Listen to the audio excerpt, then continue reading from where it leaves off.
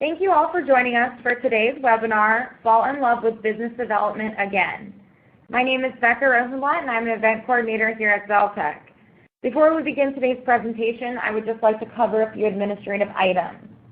The presentation will take about 50 minutes, and then if we have time, we will open it up for questions.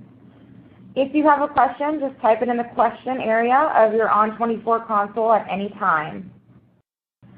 To keep the audio quality as high as possible, we have muted all attendees. All registered attendees will receive the recorded webinar and presentation slides within 24 hours. Joining me today is Megan Miller, Senior Product Marketing Specialist here at Deltek. Welcome, Megan. Thank you. So good morning, everyone, and thank you for joining us today. I know that you all have emails to catch up on and documents to review, proposals to prepare, so I thank you for taking this time. But I encourage you to take this next 60 minutes and set aside those distractions. This session could be a game changer for you and your firm. How many of you are in a primary job function of business development or marketing, and maybe you're partners or owners in your firm? This stuff matters. As you know, business development is the lifeblood of your firm.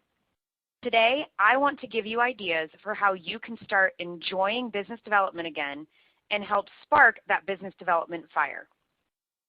During today's webinar, I encourage you to join the conversation on Twitter with the hashtag LoveBDAgain, as you see on the screen.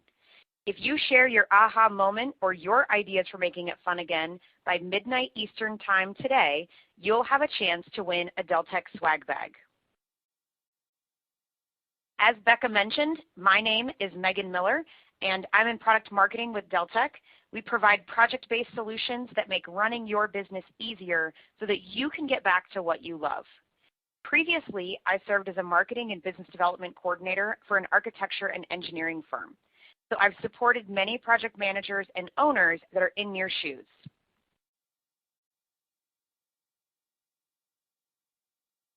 So this is our roadmap for today. We're going to talk about why business development, review some of the top challenges you're facing, practical tips for improving your process, and most importantly, how to make it fun again. Then we'll take time for your questions. If we don't get to all of the questions during this session, I will follow up with those individually to make sure that your questions get answered. So why do we even need business development? How do we define business development? Business development is the process of securing new projects for your firm. It comes in many shapes and sizes and includes many types of tasks and different people. And as many of you already know, there is no perfect formula for business development, especially in the AEC industry. Who should be involved? Well, business development isn't a one-person job. It takes collaboration and communication throughout your firm, including your president or CEO, marketing, project managers, technical staff, and support staff. They may not be leading your primary business development activities, but they're a key part of the process and can be great resources for getting the job done. So why does all this matter? And why all the talk about business development? We all only have so many hours in the day, and most of us have projects that we need to manage or design. But if no one is lifting their eyes from the current projects, once that project is out the door, there won't be anything in the queue to replace it. Unfortunately, we don't have a project assembly line where the next project just magically shows up on our doorstep waiting for us to start. It's hard work. But why should you do it? Did you know that 73% of companies have no process for re-engaging or nurturing leads after a sale? This results in thousands of dollars in lost potential opportunities. Think of what you could do with that thousands of dollars of revenue. How many employees could you support with that kind of revenue? If you aren't nurturing your clients, someone else certainly is. But what gets in the way? What challenges do you face that prevent you from following up or proactively engaging with your clients? And what gets in the way of finding that next big opportunity? What is the industry struggling with as a whole? At Deltek, this year we released the 36th annual Deltek Clarity A&E Industry Study. And I don't think there are any huge surprises here. When we asked what are the top 3 business development challenges they're facing, these are the results. As the economy continues to level off, competition is not winding down. But it's hard to find the time and the resources to find those new opportunities earlier in the life cycle, nurture those client relationships, and better position our firms for the win. And these challenges are consistent across the industry. Business development continues to grow and evolve in A&E firms. Take a look at these results from the Society for Marketing Professional Services, or SMPS. Compared to just 10 years ago, a third of companies have seen an increase in the number of full-time BD staff in their firms. And then we take a look at the changes in the seller-doer model. Those of you that are also selling the projects and executing the projects. This has increased significantly as well. So the seller-doer model is definitely alive and well, and firms are putting a much greater focus on business development because they have to. There's more competition and limited time for everyone.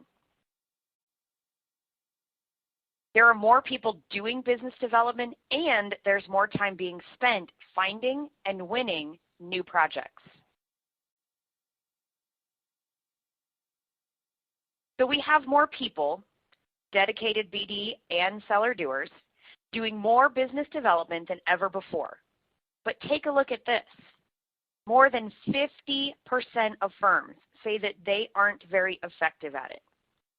So what can we do so that we can make sure we're doing the right stuff, we can be effective, and actually enjoy doing it? One of the reasons that we all seem to struggle with time is that we're all wearing so many hats every single day. Stop for a minute and think about the hats you wear. Think of the hats that you've worn this week. What are they? List them out. Project manager, designer, QA/QC, board member, volunteer, chairperson, committee member, client advocate, speaker, proposal writer. The list just goes on and on. Sometimes in smaller firms, there seem to be a greater number of roles that you're juggling, but people in larger firms are in the same boat. So we know where we are struggling. We've now thought about the different hats that we wear. So what can we do to actually make it better?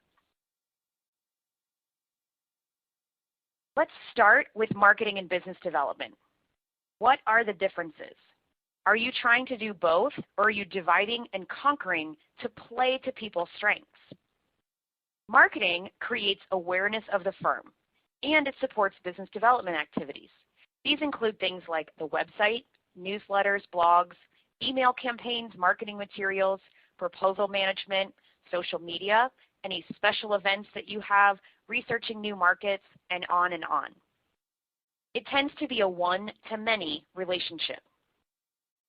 Business development, on the other hand, focuses on identifying specific opportunities, developing relationships, and securing work. They're also finding new clients, tracking opportunities, assisting with proposals, networking, and helping to find strategic partners. This is a one-to-one relationship. If you look at where these reside within your organization now, does it make sense?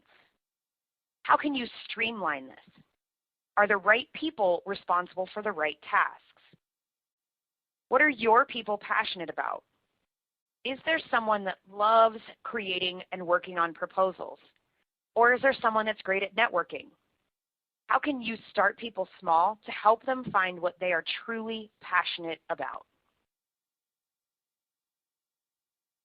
If you look at the long list of typical business development activities, what would be the 2 items that you would pick out of that list to do all day, every day for 1 week?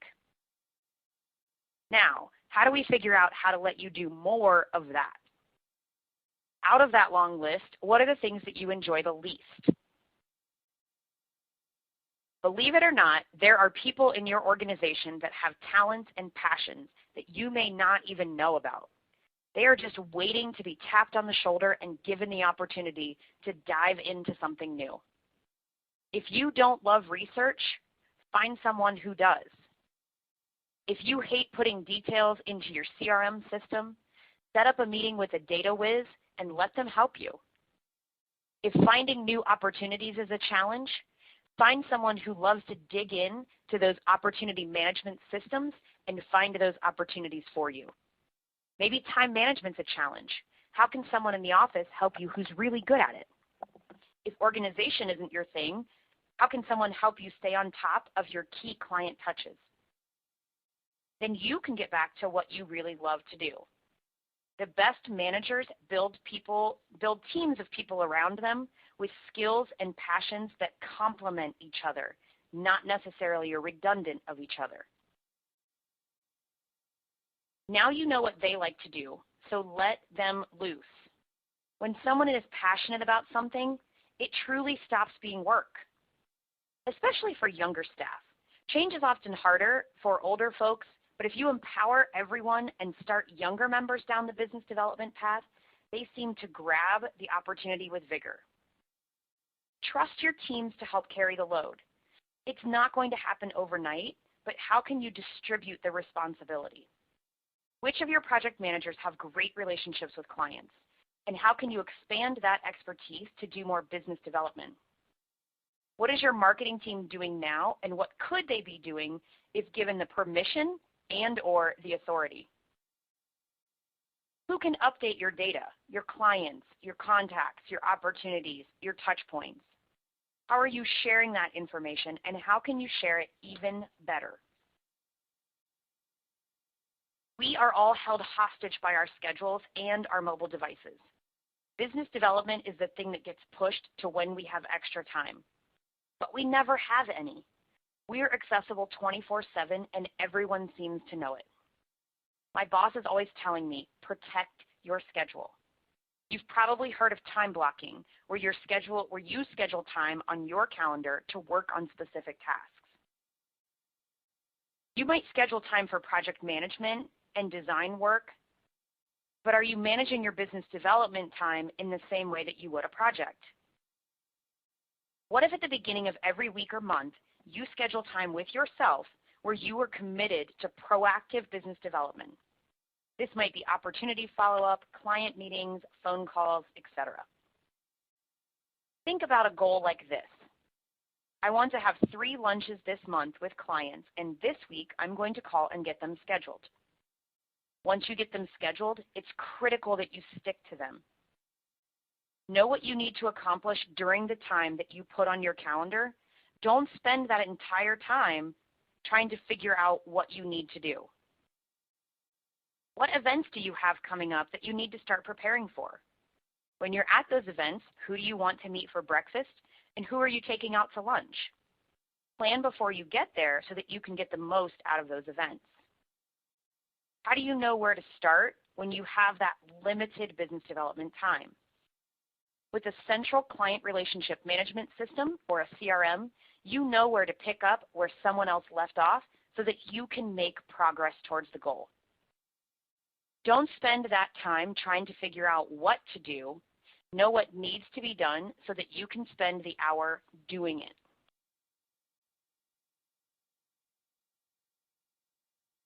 So you need to not only share the load, but you also need to share the data. Do you have a central client relationship management or CRM system or processes in place? Oftentimes, firms have silos of information about projects, clients, opportunities. This leads to missed opportunities, missed follow-ups, redundant wasted effort, and lost projects. By having a central CRM system and a central process, everyone is working from the same information source and the same version of the truth. You spend less time doing research and more time actually doing the business development. How much time do you lose looking for the right email address after you email someone and it kicks back? How much time is lost trying to see who owns a particular RFP and who already made a phone call or has time to even make the phone call? What is the intel about the opportunity from before the RFP, and who has it? How many different departments do you have pursuing the same opportunity and you don't even know it? This stuff happens all too often. When I presented this at the AIA National Convention, my co-presenter, Brad Thurman, told a story about a firm that had 2 different departments from the same firm that went after the same project. They were on 2 different teams and submitted 2 completely different prices. How do you think that client perceives that firm and their ability to effectively manage this client's huge and important project? Now you have a clear delineation of business development and marketing. You know what you love to do and what your team loves to do, but you might still have some gaps. You probably can't go out and hire a bunch of full-time people, but you can leverage outside resources to improve your overall process and your deliverables. Maybe you need marketing support part-time. Maybe there's an SMPS member who's experienced in the industry but is looking for reduced hours or reduced schedule. It could be a win-win for both. Maybe you need some help with your database management a few hours or a few days a week, or you need help redesigning collateral or writing project descriptions. What isn't getting done now that really could improve your business development success if it was done? Hire someone who loves to do that. You've heard it before, but it really does matter. If you want to enjoy business development and you want your team to be excited about pursuing work, give them a fighting chance. If you go after something you know you can't win, it will just demotivate your team for the next big opportunity. Momentum is everything, so pick the right pursuits for the right reasons. Track your reasons so that you can look back and discuss it with your internal teams and with your clients. It's great to be able to walk into a client and say, we decided not to pursue this because of X, Y, and Z, and because we didn't want to waste your time. How do you decide which projects to pursue and which ones to pass? Does your firm have a go, no-go process? This is another metric that's captured in your and there are far too many firms that are not leveraging a formal go, no-go process, specifically smaller-sized firms. If you do have that go, no-go process, what's included in that, and how do you decide whether it's worth pursuing or not? What's your relationship like with the client? Who else is likely to go after it? Were you successful the last time you pursued a project with the client, and why or why not? If you don't know, it's worth finding out. This is the typical process for pursuing an opportunity. Think of all the people that need to be involved. For each phase, there's an average number of hours spent, like what's outlined here. Now, translate those hours into cost.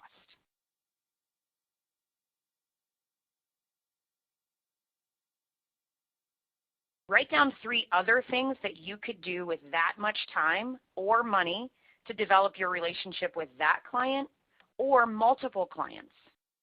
Think of the number of phone calls and meetings or other campaigns that could happen instead. The truth is, we make business development too hard because we want to make it all about sales. And it's not. Business development is about networking, building relationships, and finding ways to give others what they need to be successful. If you help others, they will help you. How can you help someone in your network this week or next week? Who can you reach out to have lunch? Develop the relationships that are mutually beneficial now and in the future. Do you need to brush up on your networking skills? Who in your firm is really good at it? And is there an event that's coming up that you could go along with them and watch them in action to learn from them? No one ever said that business development is easy, but if you have a plan, it certainly makes it easier. So start with your top 3 clients. What do you need to do in the next 6 months to nurture those relationships? Do you need to have meetings with them face-to-face? Do you need to follow up on opportunities? What can you send to them that you've either read recently or seen recently that can help them with the issues that they're facing? What are the current projects that you have with them, and how can you improve their satisfaction on these projects before it's too late? Are there any events maybe that are coming up that you could invite them to? Make sure that you write down this plan, because now that you have that plan, you know what you need to do during your regularly scheduled business development time. You'll know what to do and can make a greater impact on your business. The SMPS Foundation's research made this loud and clear. Clients expect you to know how their business works. One owner actually said, "Don't even think of contacting me if you don't know about me, my entity, and my needs and concerns. I'm not here to educate you, it's the other way around." Wow, that's a pretty powerful statement. And naturally, we're problem solvers. So we want to tell the customers why we're the best choice, but what we miss is the chance to truly listen and let them be heard. What is it that they're really looking for? What are the particular challenges of their situation? In that same foundation study, one of the biggest complaints about consultants from clients was that we don't follow up and we don't follow through with what we say we're going to do. So one of the biggest takeaways is, if nothing else, is to make sure that if you make a commitment or you tell a particular client that you're going to do something, or someone in your firm is going to do that, make sure that the effective communication is in place so that you can deliver on that promise. So now I want you to think for a minute about your interviews. If you're going in front of a client for a particular project, oftentimes there are client interviews or project interviews. And there are often two approaches to this: the infamous dog and pony show, or the true project presentation. So what do these look like? Listen to these two distinct versions of the intros to the same interview. Option 1, imagine for a moment a space that is full of passion and excitement, a space where people can let their creativity run free in an environment that's inspiring and energizing. With open spaces, expansive windows, places for collaboration, and spaces to clear your head, places for working your mind, and places for working your heart. Imagine a place where people love to come to work and are motivated to improve their client's experience every single day. Sound unrealistic? To me, it sounds like your new office space. With the vision you have for your new environment, we can create one of the best places to work in this city. My name is Megan Miller, and I am your project manager. So that's one option. Then there's option 2. Deltek has been designing buildings for more than 25 years. We are experts in the industry with millions of square feet of projects, from offices to warehouses to retail spaces. We have experienced architects and engineers that design award-winning buildings and are recognized leaders in the industry through AIA, APWA, ASCE, ASHRAE, and USGBC. We are a clear choice for your project. My name is Megan Miller, and I'm your project manager. Now, looking at those two different options, they're a little extreme and a little exaggerated, but that's done on purpose to prove a point. Option 1 is much more client-focused. It shows that you've listened, that you've talked to them, that you've read their response or their request for proposal, and that you're thinking about your clients and their needs. And it's not a commercial for your firm. Now think about your last interview or even your last proposal, because the same thing applies whether it's a document or a face-to-face interview. Which one sounds like your firm? If number 2 is what you're presenting to your clients, how are you going to fix it? Make it a challenge for your teams and see what kind of creative solutions they can come up with. Competence is assumed when you meet a prospect. Of course, you have to continue to demonstrate it, but you have to work to set yourself apart. And guess what? You don't really get to decide what your differentiators are on your own. Your clients and prospects will do that for you. You have to know what makes them tick before you can truly differentiate. Every company says they're different, and every company says the thing that makes them different is, if you were to guess, the first thing that comes to mind is probably the same for most of you, our people. Well, the reality is that most of you are presenting the same thing as a differentiator. So is it truly a differentiator? What is really different about your firm? Take time to think about it. And that might vary depending on the client. Ask your employees what they think is different about your firm. Why do they come to work every day? Why do they choose your firm? Invite your clients to experience those differentiators for themselves. All of you on this call are creative people, or you work with some incredibly creative and intelligent people. I love working with architects and engineers and just watching their minds work in ways that mine could never dream of. For those of you like me that are marketing professionals, your creativity is limitless and in ways that engineers and architects aren't. You're all creative in different ways by the very nature of what you do. But we let the daily grind get in the way and take away all of our fun. It's time to bring that fun back again. So how do we make it fun again? First, show your clients your creative side in a place other than your projects. Everyone sends holiday cards, but what can you do that's different? Perhaps you can send a "We love our clients" Valentine's greeting or cookies, or some other holiday or some other unique way of approaching the holidays. Balance what might be perceived as frivolous, though, and expensive with something that's impressive, and get the whole office thinking. At a company that I previously worked for, we engaged our employees in an internal contest to name our new blog for our clients. We also engaged our employees as we named the new frogs in our terrarium. The most creative solutions came from the least likely sources. And these two things come up as part of discussions again and again, not only within the office, but also with our clients as they walk through the office. So how can you have fun with your clients? March Madness is a big thing where I'm from, and we used to have clients watching the games with us in our office on big screens. Asked if they could invite others from their office to join too. Let your personality through and engage with your clients so that they can see that you are more than just a project manager, they are more than just a project, and they're actually people. How many of you use LinkedIn, and how many of you use it regularly? Do you have the email alert set up for birthdays and anniversaries? Do you do anything with it? This is a goldmine of opportunities to engage with clients and prospects in an unexpected way. I have sent simple happy birthday emails to contacts that have shown up on that email, and they're so surprised that I took the time to acknowledge their day, and they typically respond, and it might start a conversation. Because let's face it, who doesn't love their birthday?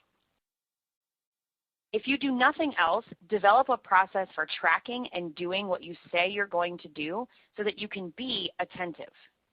So be creative, be different, be engaging, and be attentive. Let's think of another thing internally.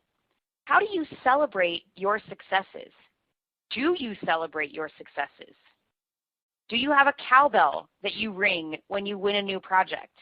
Or maybe there's a company-wide announcement, or possibly a gong. We need to have more fun doing what we love and celebrating our victories. So how do you take all that we've talked about and make it work for you? First, collaborate better. Centralize your systems so that you're working from one version of the truth. Deltek has a variety of solutions to help you collaborate better and work together so that you can win more, including a variety of CRM solutions and an opportunity identification system for federal, state, and local opportunities with our GovWin IQ solution. Secondly, work smarter. Put your limited time and resources where it counts the most and when it matters the most. By setting aside that BD time, you'll be able to make headway and not spend every time doing the same thing over and over, or trying to figure out where to start. Third, do what you love. Find what you're passionate about and find a way to do more of it. How can you spend more time on those tasks while empowering your staff to do what they love to do? Because at the end of the day, if this happens, everybody's winning. Win more projects by being selective, building a plan, listening to your clients, and having fun again. Ultimately, all of this helps to reduce the busy work and the frustration that's often associated with business development. So we've covered a lot of content, and that's on purpose. The idea is to get you thinking about how you can break up how you're doing business development now and truly make it fun again. At this time, you can start submitting your questions if you haven't done so already, and we'll get to those questions in just a few minutes. As a reminder, make sure that you're going on Twitter and using that LoveBD hashtag to share your ideas for making business development fun again, or sharing some ways that your firm has made it fun for your clients or internally for your employees.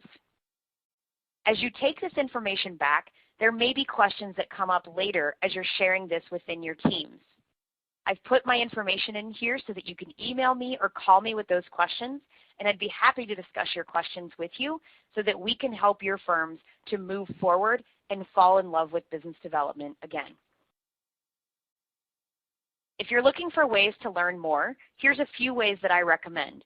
First, throughout this I mentioned the A&E Clarity Report, and if you haven't checked that out yet, I strongly encourage you to go to that URL and check it out.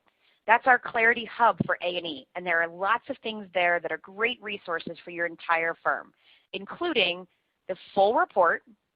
You can download the full 50-page report with business development, project management, and financial analytics. There's also 2 free webinars that you can take a look at. There's an infographic, a scorecard to see how you measure up. You can check out our blog series, and you can also sign up to participate in the 2016 A&E Clarity Study. I would also encourage that if you're looking for a CRM solution, to check out Deltek CRM Solutions to help you win more. You can register for a live demo of those. I would also encourage you to check out the GovOneIQ demo so that you can identify and win more federal, state, and local opportunities. So with that, I'd like to open it up for questions. And I'll give everyone a few minutes here to submit their questions, and make sure that you're looking at that question portal on your On24 view there, and go ahead and type in those questions.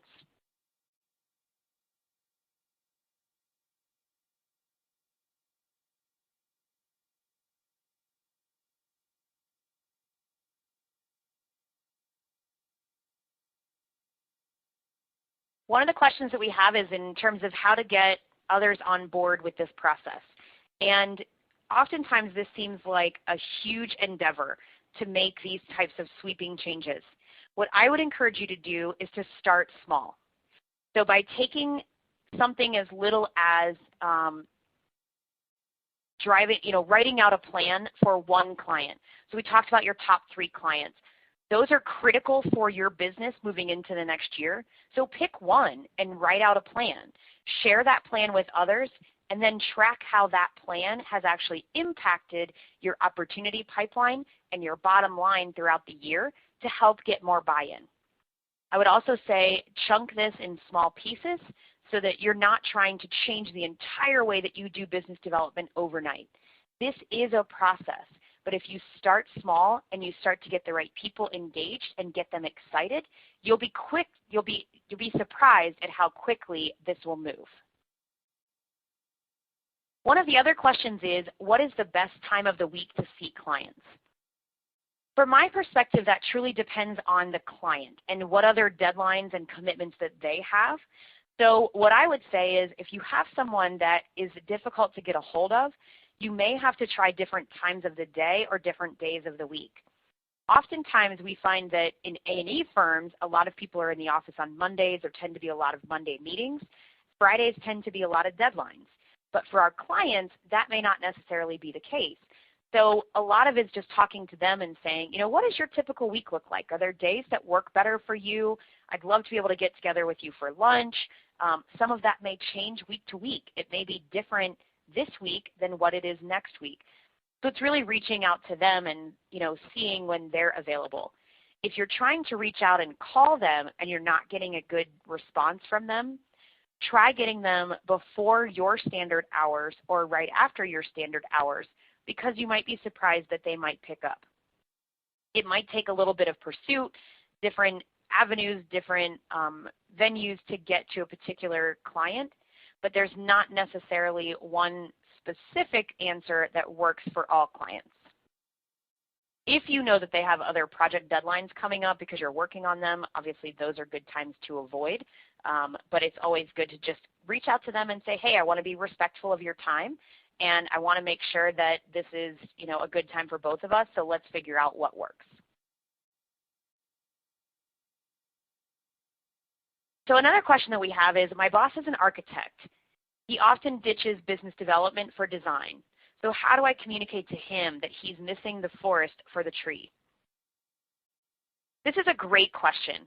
And I think one of the things that I would say is, you know, looking at the pipeline and seeing the value or the total amount of your pipeline.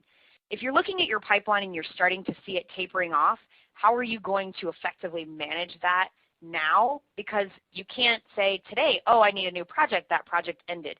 You have to be looking out towards the future.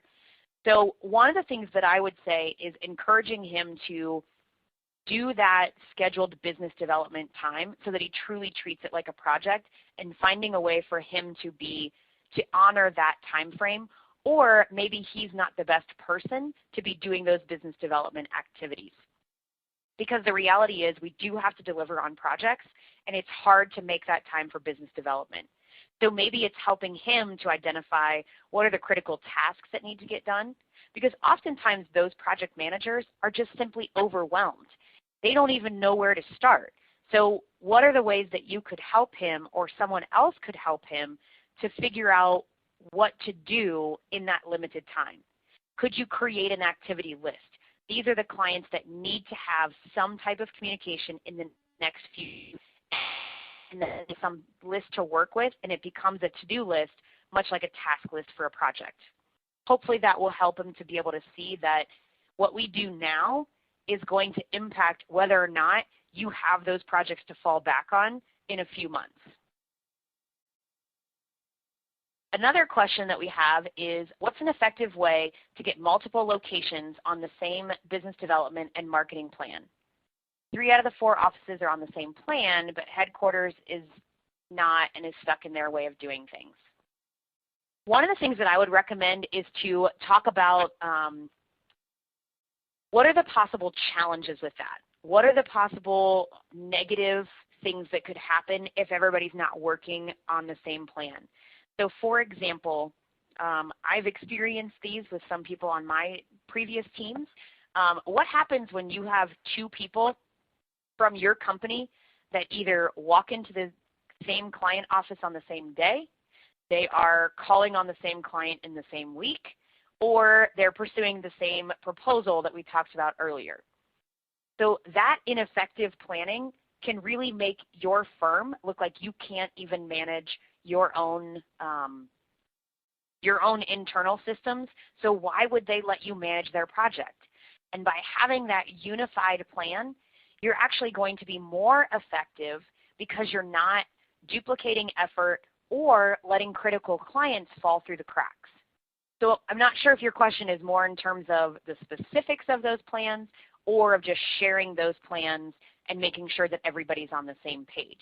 But either way, I think you can point to what are the benefits that we can get out of this, how can we leverage this together and truly work together so that we aren't duplicating effort and we're not wasting everybody's time, because the reality is we don't all have an unlimited amount of time to spend on this.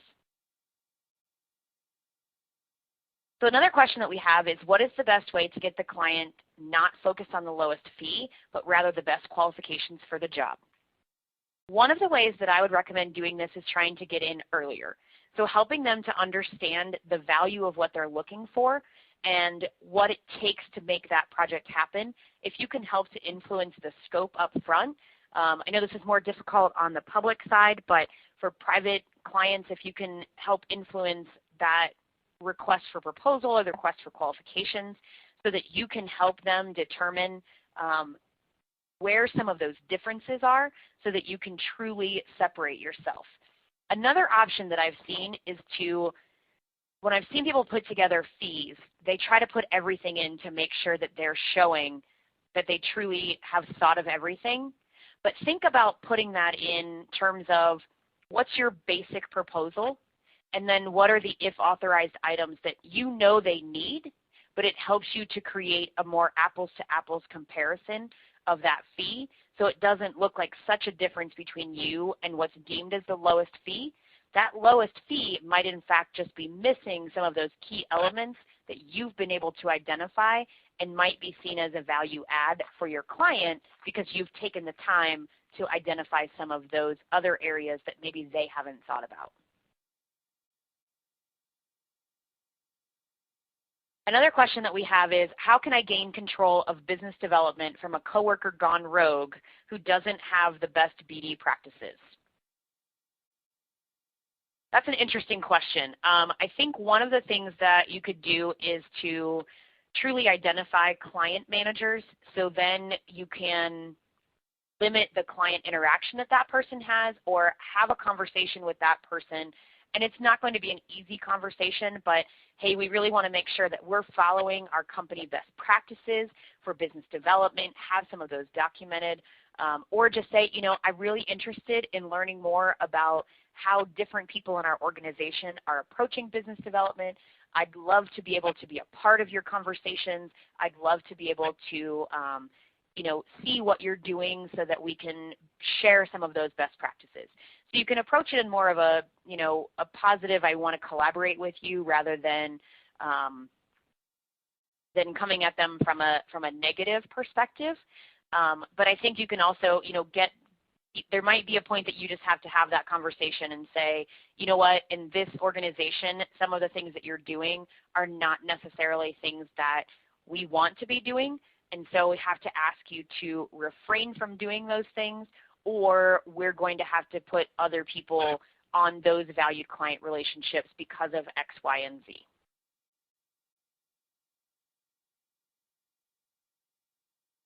So one of the questions that we have is, it seems that everybody knows everything about business development.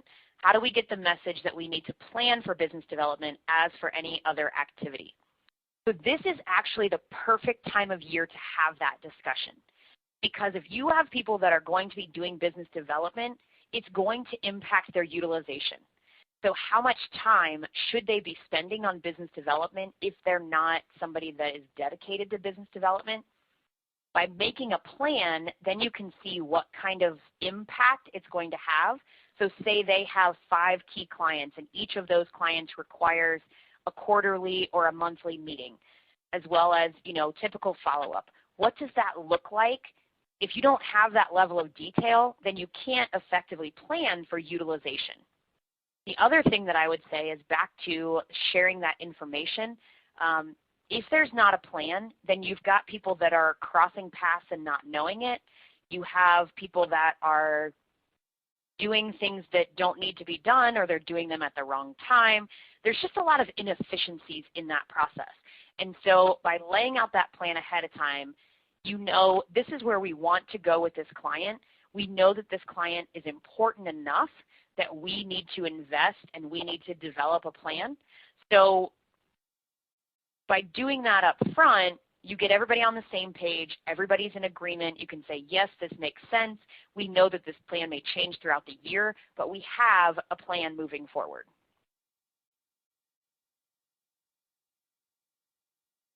So a follow-up question to that is, how do we get the message that business development is more than taking a client to lunch or to dinner? One of the things that I would say is that you could have almost an in-house tutorial about business development and give them a list of the types of things. Give them examples of what are some of those other things that they could be doing that's business development. How do you more effectively leverage your time at a conference, for example? What are some of the things that you could be doing there that you may not do when you're sitting in the office? What are some of the things that, that you want them to be doing that maybe they're not doing, and almost give them, maybe it's a checklist of, here are some things that we suggest that you do. It could be sending an article to somebody. It could be, all of those different ideas that you have of what they could be doing.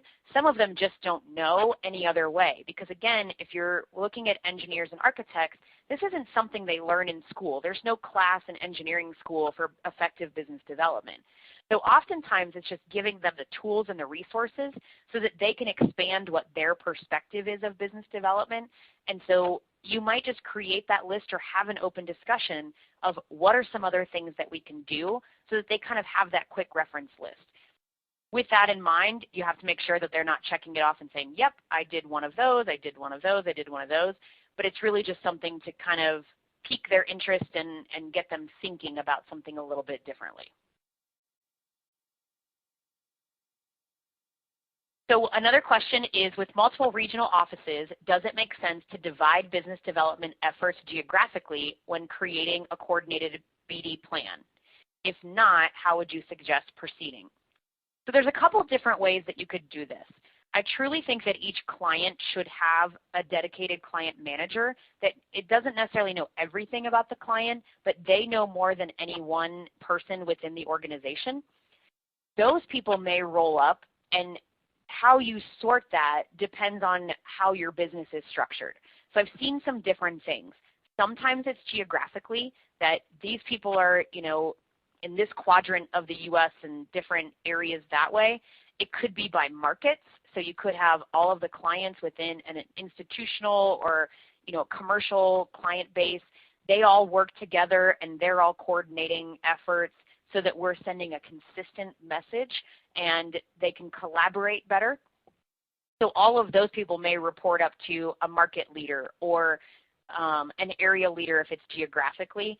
I think either way, you still need to have those shared plans because they can get ideas from each other. Oh, I didn't even think to ask this client to go to that when it's a nationwide, it could be an ACEC national event or an SMPS national event.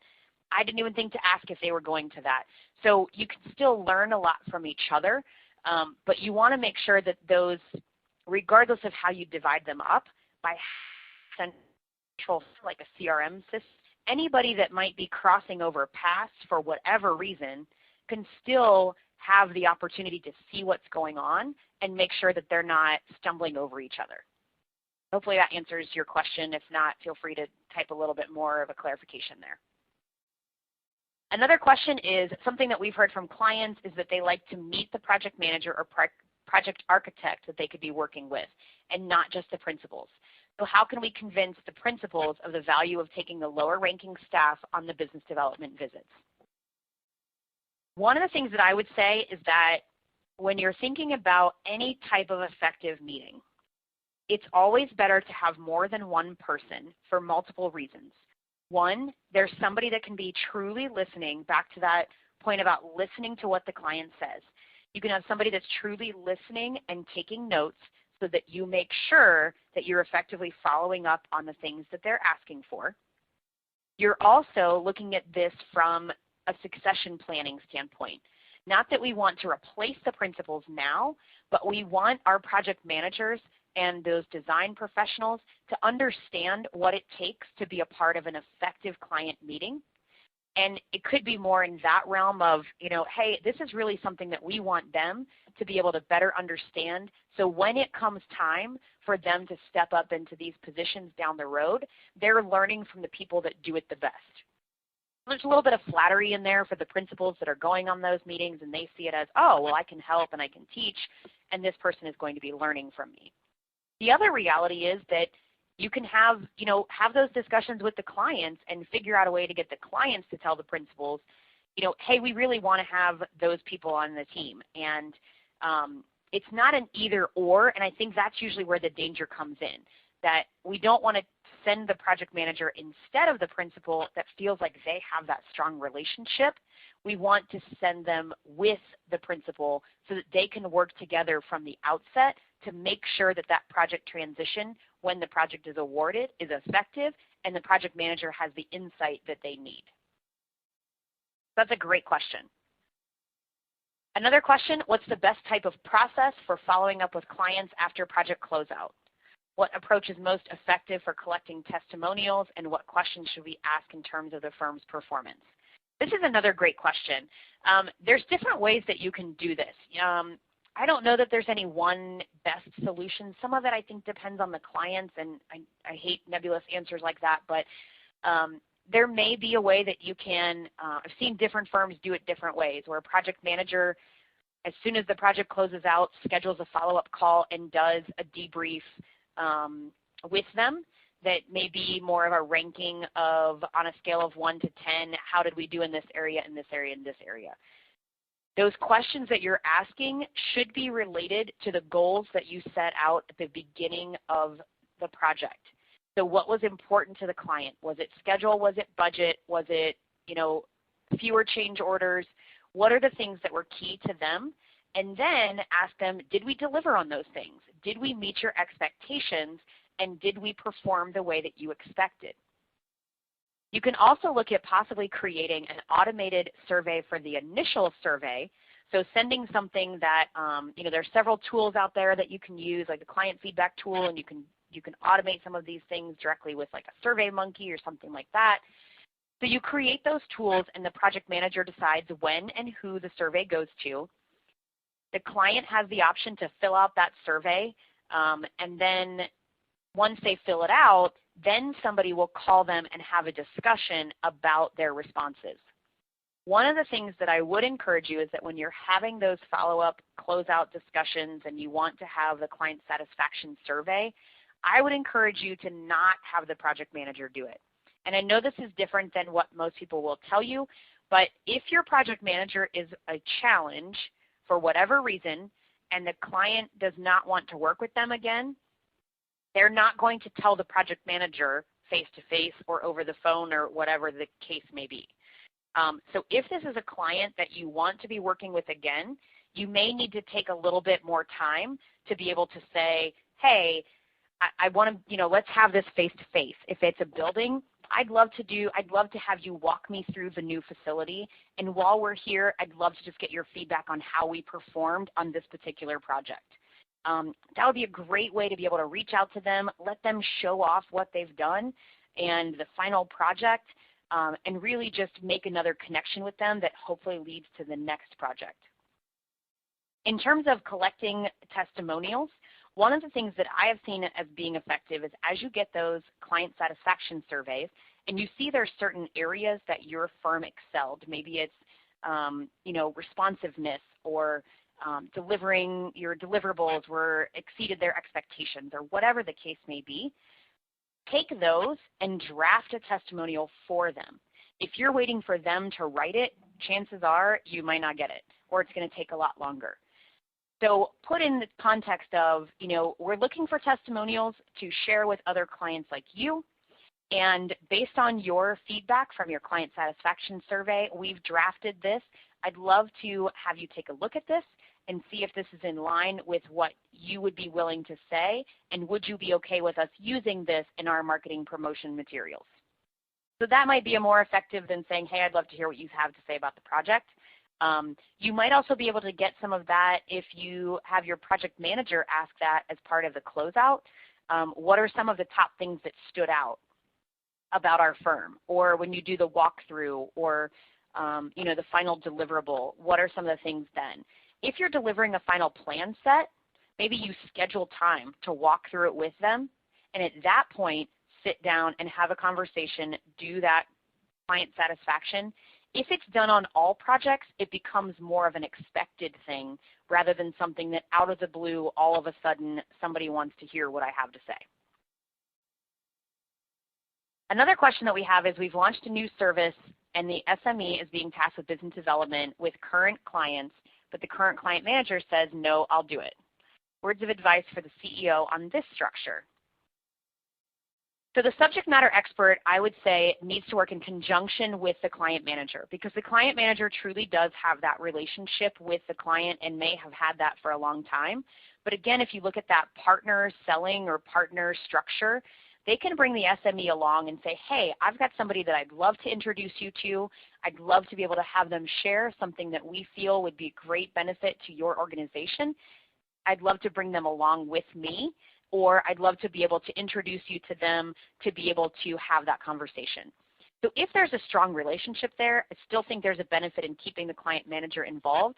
Although they don't need to be a part of every conversation, it's always helpful for them to be at least part of the introduction, and for the SME to make sure that they're committing to reporting back to that client manager, letting them know before they go and meet with them and reporting back afterwards, so that the client manager doesn't feel like their client is being taken in a different direction and is being taken away from them. Because that's probably where their anxiety lies, that something might be said to jeopardize that relationship, and they don't want to be blindsided or get a call from the client that, you know, something happened and they don't want to work with you anymore or something along those lines. One final question before we close out here. The office is looking to expand to a new region without a client base. Where are some good places to start meeting potential clients?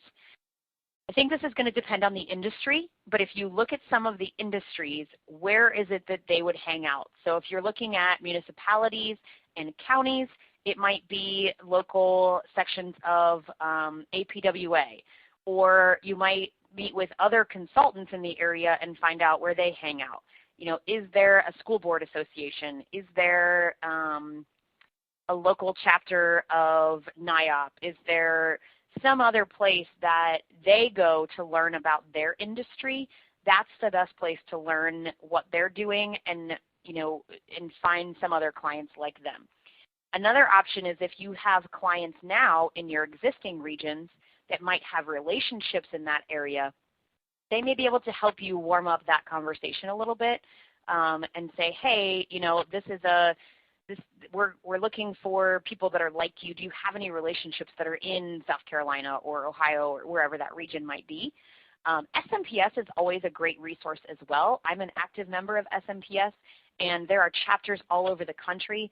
Most of those chapters have monthly programs that often bring in clients for panel discussions or talking about what's coming up in their CIP programs or their economic forecast outlooks, or, you know, any of those kinds of things. So you really can start to meet some of those clients at some of your industry events as well as the industry events that they are a part of.